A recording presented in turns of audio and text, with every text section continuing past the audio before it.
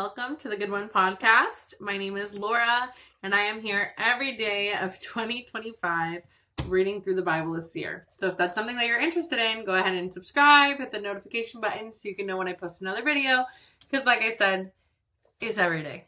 All right, today we are still in Genesis, but we are also still in January, so that's okay. And we are on chapter 36. We're doing 36, 37, and 38 today. So before we begin, go ahead and pause the video, pray, worship. Hopefully you get something from this. It's not just my words, but it comes from God's words. Yesterday we left off with Rachel and Isaac dying and the revelation that hit me that this is Joseph, who is the guy with the coat of many colors. And I only know that relation. I don't know where the coat comes from, but I know that he has a coat that has a lot of colors. So we're about to learn about it, hopefully today. All right. Chapter 36 is called Esau's Descendants. These are the generations of Esau, that is Edom, and I think Edom is a nickname. Esau took his wives from the Canaanites, Adah, the daughter of Elon, the Hittite, Oholibamah, the daughter of Anna, the daughter of Zibeon, the Hivite, and Basemath, Ishmael's daughter, the sister of Nebaioth. And if you remember, he married Basemath because he really wanted to get his dad mad, because Isaac gave the blessing to Jacob, even though Jacob tricked him, and he heard Isaac saying like not to marry Ishmael's kids. So he was like, oh, I'm going to get back at my dad and I'm going to go marry one of those ladies. And that's where Basemath comes from. And I wonder if I'm pronouncing that correctly, because like, what a name. What a name. All right. Verse 4. And Adah bore to Esau Eliphaz. Basemath bore Reuel, and Oholibamah bore Jeshjalom and Korah. These are the sons of Esau who were born to him in the land of Canaan. Honestly, I would not have assumed that a single one of those was a son, because I have such a hard time with the names. But it's okay. We're hanging in there. Then Esau took his wives, his sons, his daughters, and all the members of his household, his livestock, all his beasts, and all his property that he had acquired in the land of Canaan. He went into a land away from his brother Jacob, for their possessions were too great for them to dwell together. The land of their sojournings could not support them because of their livestock. So Esau settled in the hill country of Seir. Esau is Edom. Yes. Yep, we know that. We know that he's Edom. Honestly, we know him by Esau, not necessarily Edom. But if you hear of someone named Edom mentioned, know that it's probably Esau. These are the generations of Esau, the father of the Edomites. Maybe they keep saying that because Edom is like a place. And so Esau is the father of this, hence the nickname Edom. In the hill country of Seir. Okay, verse 10. Eliphaz, the son of Adah, the wife of Esau. Reuel, the son of Basemath, the wife of Esau. The sons of Eliphaz were Teman, Omar, Zepho, Gatam, and Kenaz. Timnah was a concubine of Eliphaz, Esau's son. She bore Amalek to Eliphaz.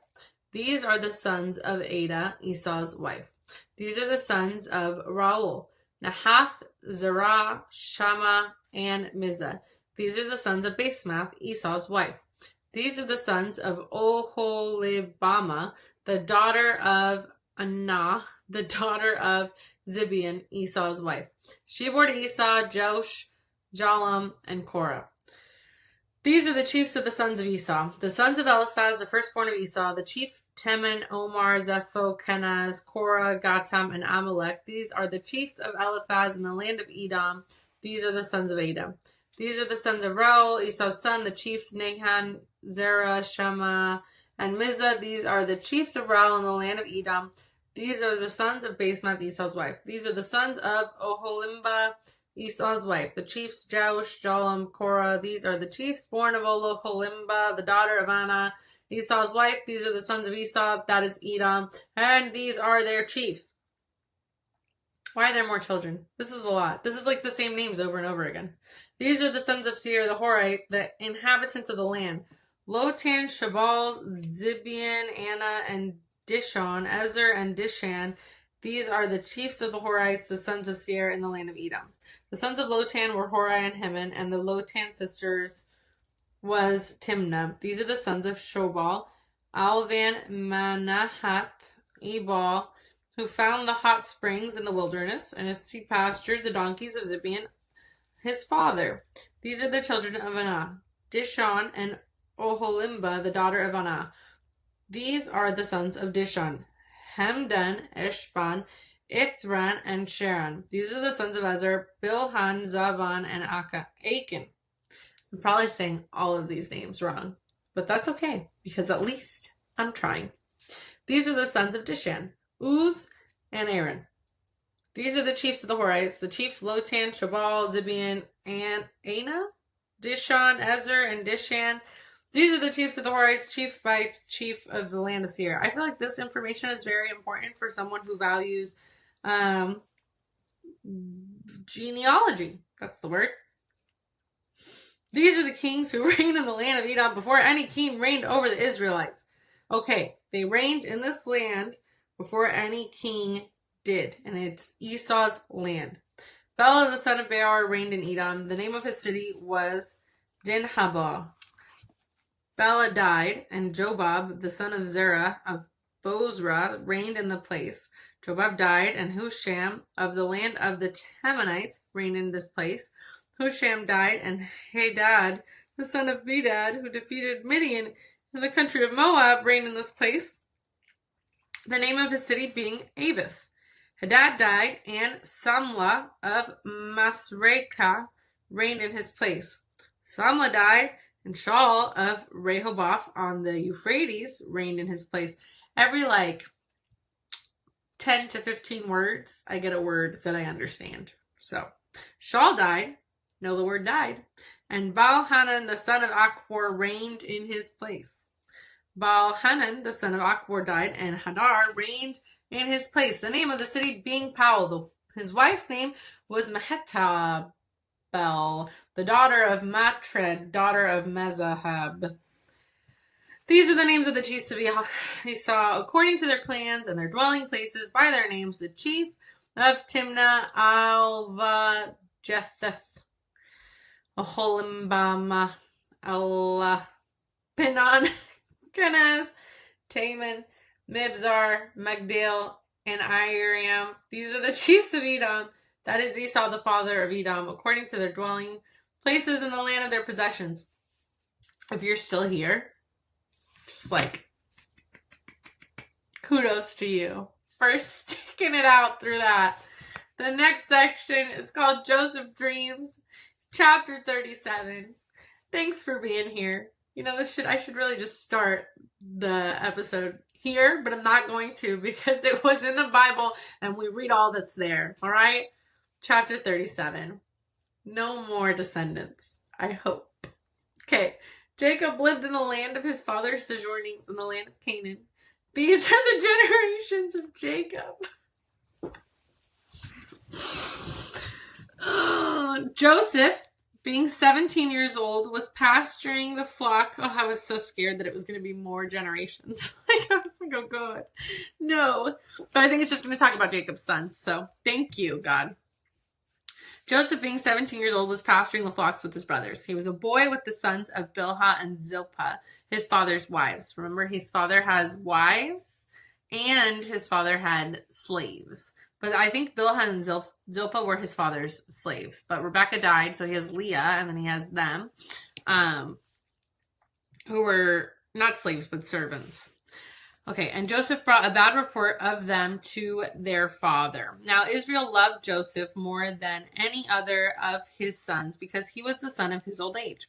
And he made him a robe of many colors. Ah, there it is. So his dad gave him the robe of many colors. But when his brothers saw that their father loved him more than all his brothers, they hated him and could not speak peacefully to him. So they're all jealous and they're mad. And he has 11 brothers. I wonder if they're all jealous or just the older ones are jealous. Verse 5. Now Joseph had a dream, and when he told it to his brothers, they hated him even more. He said to them, "Hear this dream that I have dreamed. Behold, we were binding sheaves in the field, and behold, my sheaf arose and stood upright, and behold, your sheaves gathered around it and bowed down to my sheaf." I wonder why they don't like him. His brothers said to him, "Are you indeed to reign over us, or are you indeed to rule over us?" So they hated him even more for his dreams and for his words, which makes sense. They already don't like you. You had this dream. Super cool. You felt like it mattered. Awesome. Maybe just tell it to your dad and not your brothers, because they already not your biggest fans. Verse 9. Then he dreamed another dream and told it to his brothers and said, Behold, I have dreamed another dream. Behold, the sun, the moon, and 11 stars were bowing down to me. Wow. Sometimes I have dreams that I'm clenching my teeth and I can't unclench them. But that's not something that I call my siblings to tell them. So just saying, we could keep that to ourselves too, with the whole everything bowing down to you in your dreams. Doesn't sound, weird at all. Verse 10. But when he told it to his father and to his brothers, his father rebuked him and said to him, What is this dream that you have dreamed? Shall I and your mother and your brothers indeed come to bow ourselves to the ground before you? And his brothers were jealous of him, but his father kept the saying in mind. Yeah, I'm sure his dad is like, uh-oh, this sounds fishy. But his brothers are like, screw you, Joseph. We're not bowing down to you ever. Verse 12. Now his brothers went to pasture their father's flock near Shechem. And Israel said to Joseph, Are not your brothers pasturing the flock at Shechem? Come, I will send you to them. And he said to him, Here I am. So he said to him, Go now, see if it is well with your brothers and with the flock, and bring me word. So he's sending Joseph to go check on his brothers and come back and tell him how it's going. So he sent him from the valley of Hebron, and he came to Shechem. And a man found him wandering in the fields, and the man asked him, What are you seeking? I am seeking my brothers, he said. Tell me, please, where they are pasturing the flock. And the man said, They have gone away, for I heard them say, Let us go to Dothan. So Joseph went after his brothers and found them at Dothan. They saw him from afar, and before he came near to them, they conspired against him to kill him. I can understand not liking your siblings, but conspiring 11 of you to murder one person is pretty not okay. They said to one another, Here comes this dreamer. Come now, let us kill him and throw him into one of the pits. Then we will say that a fierce animal has devoured him, and we will see what will become of his dreams. Okay, well, nothing, because he'll be dead, so I get the way that you're talking, but it's really giving evil villain. It's giving evil villains, and evil villains never win, especially when the Lord's involved. But when Reuben, like the sandwich, heard it, he rescued him out of their hands, saying, Let us not take his life. And Reuben said to them, Shed no blood, throw him into this pit here in the wilderness, but do not lay a hand on him, that he might rescue him out of their hands and restore him to his father. Reuben wants to keep him alive. So when Joseph came to his brothers, they stripped him of his robe, the robe of many colors that he wore. And they took him and threw him into a pit. The pit was empty, there was no water in it. Then they sat down to eat, and looking up, they saw a caravan of Ishmaelites coming from Gilead, with their camels bearing gum, balm, and myrrh, on their way to carry it down to Egypt. Then Judah said to his brothers, What profit is it if we kill our brother and conceal his blood? Come, let us sell him to the Ishmaelites, and let not our hand be upon him, for he is our brother, our own flesh. And his brothers listened to him. Then Midianite traders passed by, and they drew Joseph up and lifted him out of the pit and sold him to the Ishmaelites for 20 shekels of silver. They took Joseph to Egypt. Wow, his brothers are turds. If you haven't heard that insult in a while, then we should probably use it more often, because it's a good one. They're turds. Verse 29. When Reuben returned to his brothers and said, The boy is gone, and where shall I go? Then they took Joseph's robe and slaughtered a goat and dipped the robe in the blood. And they set the robe of many colors and brought it to their father and said, This we have found. Please identify whether it is your son's robe or not. And he identified it and said, It is my son's robe. A fierce animal has devoured him. I'm assuming that must have happened a lot. It wasn't just something that they came up with spur of the moment, but it's something that probably happened often, if that was his dad's assumption. Joseph is without doubt torn to pieces. Then Jacob tore his garments and put sackcloth on his loins and mourned for his son many days. The tearing of clothes when you're angry is something that probably happened frequently. But nowadays, it's so outlandish to hear. It's like when people say oh, I shook my fist. You're put your fist down. Stop shaking it. Leave your clothes on, sir. Mourn while clothed. I understand. He's probably very sad. It's his favorite son. But also, if he didn't show favoritism to that extent, the other brothers wouldn't have wanted to kill him. And the dreams would have been more annoying than like prophetic. All his sons and all his daughters rose up to comfort him, but he refused to be comforted and said, "No, I shall go down to Sheol to my son mourning." Wow, thus his father wept for him. Meanwhile, the Midianites had sold him in Egypt to Potiphar, an officer of Pharaoh and the captain of the guard. That's such a sad thing. Okay, Sheol, by the way, Sheol is like the place where spirits lie and rest. I looked it up because I was questioning it at the beginning of Genesis. So yeah, not hell, but just a resting place for spirits. So even in Genesis, it was believed that spirits had a resting place, that you didn't just, when you die, you're done and you're gone, but there was a place where your spirit would go. All right, Judah and Tamar, chapter 38. It happened at the time that Judah went down from his brothers and turned aside to a certain Adulamite, whose name was Hira. There Judah saw the daughter of a certain Canaanite, whose name was Shua. He took her and went into her, and she conceived and bore a son, and he called his name Er. She conceived again and bore a son, and she called his name Onan. Yet again she bore a son, and she called his name Shelah. Judah was in Shezib when she bore him. This doesn't sound like it's his wife. It just sounds like he saw a daughter and then he got her pregnant 3 times. But it doesn't state that they're married. So, verse 6. And Judah took a wife for Er, his firstborn, and her name was Tamar.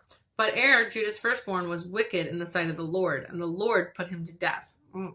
Then Judah said to Onan, "Go into your brother's wife and perform the duty of a brother-in-law to her, and raise up offspring for your brother." Why? But Onan knew that the offspring would not be his, even if he had it. So whenever he went into his brother's wife, he would waste the semen on the ground so as not to give offspring to his brother. His brother's dead, and also the first mention of the pull-out method. Don't leave yet. I don't know how I just said that with a straight face. Yeah. The whole thing is weird, okay? Not just me mentioning that. It's all weird. Verse 10. And what he did was wicked in the sight of the Lord, and he put him to death also. So, if you're wondering if it's a good form of birth control, it is not. Then Judah said to Tamar, his daughter-in-law, "Remain a widow in your father's house till Shelah, my son, grows up," for he feared that he would die like his brothers. So Tamar went and remained in her father's house. So it sounds like when a widow's husband dies, the husband's brother is expected to now take on that woman as their own and have kids with them. But I don't understand why. I don't get that. And I'm going to look that up. Let me write that down with my highlighter. Why? And I will definitely understand what it means when I look it up.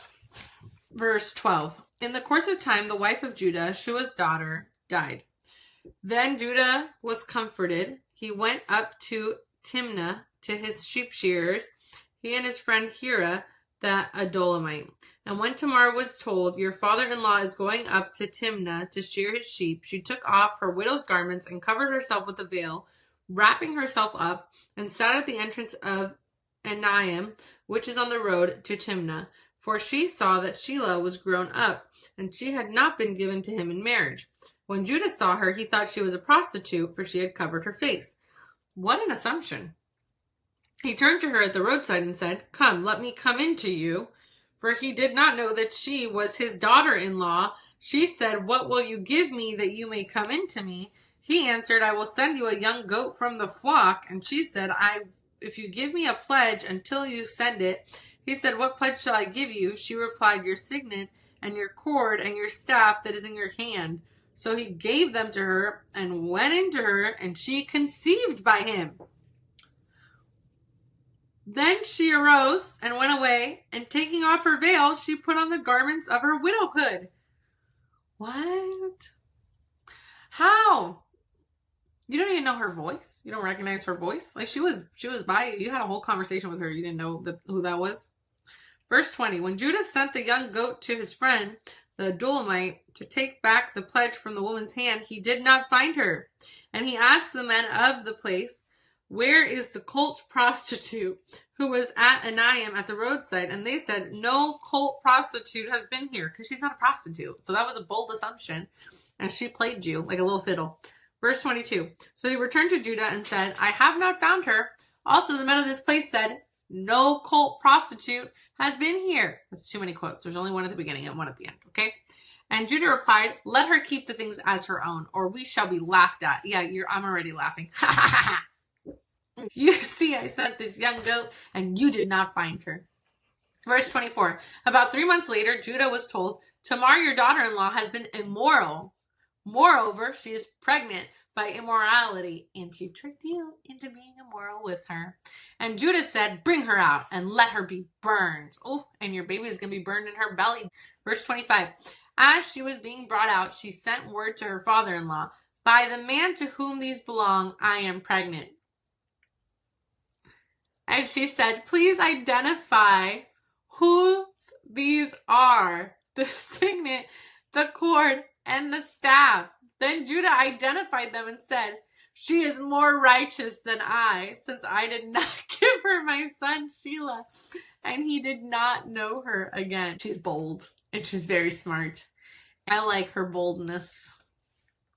She's smart. He didn't give her his son, right? He gave her one son, didn't work out. Gave her another son, he didn't work out. Then he's like, oh, I'll give you my third, but then never did it. And she's like, all right, bet. You're not going to play me. All right. Verse 27. When the time of her labor came, there were twins in her womb. And when she was in labor, one put out a hand, and the midwife took and tried a scarlet thread on his hand, saying, this one came out first. But as he drew back his hand, behold, his brother came out. And she said, what a breach you have made for yourself. Therefore, his name was Perez, meaning breach.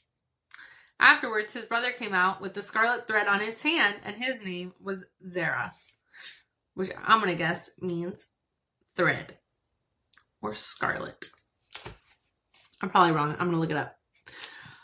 Okay, that was wild. There were way too many names for me to keep up, honestly. I was listening. I remembered Judah means to praise the Lord, and Judah is Leah's last son. So that's who that whole section was about. Leah's last son was the one who married his son to Tamar. And then after his son passed away, he married his other son to Tamar. And both of those boys were wicked. Go figure. And died. And then he didn't give the other son, and Tamar was upset. So she tricked Judah into thinking she was a prostitute, slept with him, got pregnant with his baby. He was going to burn her for being immoral. And then she said, burn the person who owns these. And it was Judah's belongings. Here's a little blurb for you. That was a wild ride. And that was a really hard read. But that's okay, because tomorrow is another day. So if you made it all the way to the end, I appreciate you. And I will see you tomorrow with another journey to the Bible this year. Goodbye.